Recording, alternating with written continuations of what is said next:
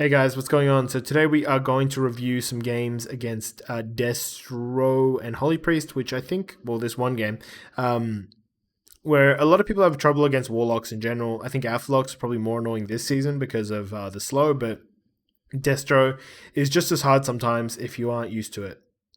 So here, I start off here, I get the slow on both of them, largely just so he can't kite, and I get mind games, and there's a lot of damage coming out. And what I do is I fear this, just so I can start getting going with our go and sort of stop a lot of the PI value that he would have got as well, because now my druid can do a lot of damage. One thing you can see here is I see when he puts Havoc up, and I put the Reflect there. The big reason is that usually when they Havoc, they want to coil, right?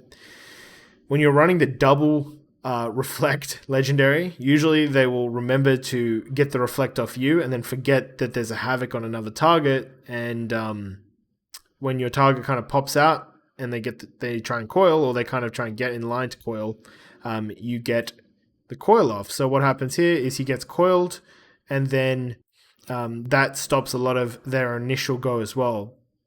The Infernal gets dropped here, so I stun this originally. And the reason why I stun this is, I could have done two things. I could have instantly lined, right, which is fine. If he has Infernal out, he's going to do heaps of damage. But he has no coil right now. He has no Infernal. There is the pre-stun that I don't really account for very well. But my Drew's not in any CC. He's going to be able to heal me kind of through this pretty easily. It's going to be big damn though. And I kick that, and then I leap away on this bolt, right? The good thing about stunning that was we got his trinket, and he's sort of extending, he's getting deeper, and we got Guardian here. I don't know why he Guardianed. I put the banner down there around the side so they can't like fear the druid off. But instead, I think they're just trying to kill him, and they get the fear, but it's halved. I think it would have broken anyway. And I wasted Reflect there, unfortunately. I was trying to get the mind game, so we won't be able to get the coil Reflect here. But, still able to get a lot of damage out. He Shadow Furies and I Blade Storm it. It's like the first time I've done that in ages because I've been bad recently. But, we're getting some decent pressure out. And the idea of, you want to Blade Storm it once it hits you, which is weird. You kind of have to pre-batch it. So if you can press it as it's coming down, you get stunned. So it puts you on stun DR, which you can see on the top left. And then you break it. So it's like a free trinket and you're on stun DR. So for the next 10 seconds is Priest. I don't even think he has stun, but if he did have stun, he couldn't stun me for the full duration. The coil comes out here again, and I just get single coiled, which is fine. I waste Reflect. And I think he was just didn't want it to get reflected because he didn't really even go for the value on the other target. I trinket that one there, just so I can connect and stay on top of him because we need to start getting pressure out. We've sort of been behind for ages. But what you can tell with Warriors against these caster teams is, honestly, if you just run, reset, wait out their cooldowns, when they get a stun on you, when they get a kick, when they get any value, and you line again, it's really hard for them to recover from you just bailing, because you're way more mana efficient with Mortal Strike. So here, my Druid's got full hearts, and I'm feeling pretty tanky as well. He's got no coil. He has, I think, Infernal soonish, but not that soon. And this is one big thing, right? This Warlock has, he's got Guardian Angel, and he just ported, and he's just moved far away while the Priest is right in front of me. So instead of chasing, I want to hit the Priest. Obviously, I wouldn't hit the Priest all the time. A lot of the times I would chase. But just hitting the Priest right now gives me some benefit. I wasted a Reflect there. Probably should have just waited a bit longer. I could have got some value out of it, but unfortunately got 0. Luckily, right, because I reflected I'm running the legendary, he coils, and as you can see here, right, famous last moments, and the video is frozen. So, we're just going to sit on this frame for a second. Let me pause it. Essentially, he coils, and because he had Havoc, he got the reflect off me, but he forgot to get it off the Druid. So now his coil is about to... Let me see if I can get back to that point. Maybe we're going to have to... There we go. So I get coiled. He has his bolt, and then he gets coiled. It's super unfortunate because that was going to be their big go. If this bolt was happening while I was stunned and my druid was coiled as well, it'd be pretty scary.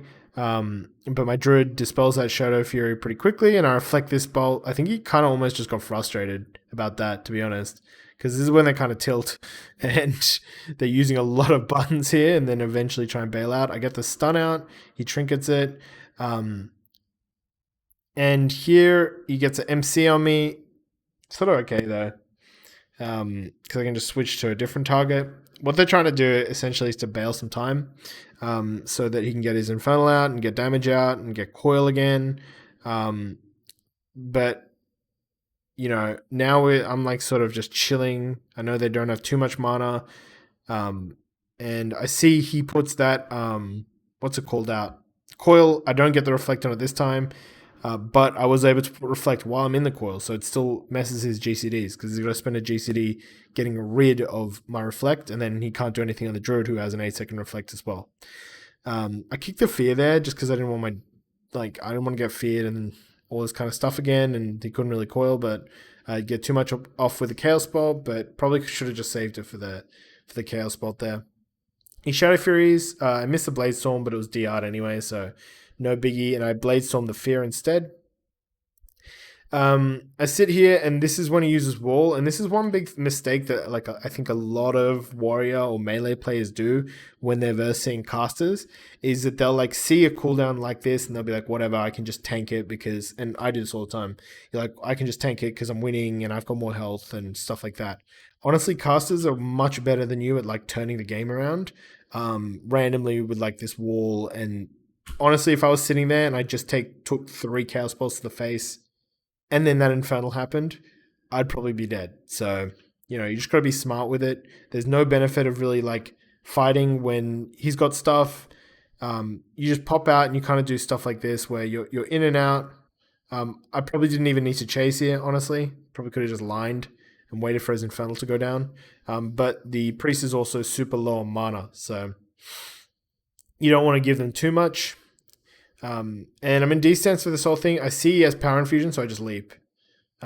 Big thing here, right? You just got to get used to this. Getting used to this is really, really important to do. Just filling out when you should be out and when you should be line of sight, and then trying to get line of sight before things happen. One thing I'm pretty bad at, honestly. I get feared here. It's annoying. Chaos Bolted. I drop pretty low. I think, here I'm like, shit, I'm going to die if I stay out. So I just line here, and then try and get some health back. He's a warlock, right? So he can't really do too much to me outside of that. And I kick this Shadow Fury, which, I mean, it's kind of a hard thing to know which one to kick. If you don't kick the Shadow Fury, you can't stop the Chaos Bolt. But then if your Druid's not in CC, then he can dispel the Shadow Fury and you can stop the Chaos Bolt. So it's a bit misc. He wastes his Shadow Fury into the MC, which is very unfortunate, indeed. And we kind of get some nice reset time here. Kind of chill out. So now it's sort of getting to the nitty gritty. I kick the Cataclysm because Cataclysm still pumps. I think that's something that people who haven't played Warlock don't realize, how much Cataclysm pumps sometimes. I Blade Storm early because I thought he was about to coil, and he was kind of in I swear Warlocks have a bit of a jump that they do whenever they coil. I used to play Warlock a lot, so I know from last season I would always jump and coil, and I was like, oh, he's about to coil me, but didn't. I reflect the mind games there, which is really unfortunate because that means the priest has to dispel himself. He wastes his global. I probably could have trinketed that, but then that coil gets reflected. Very unfortunate for him. We put the sharpen down, and honestly, it's pretty much game over here.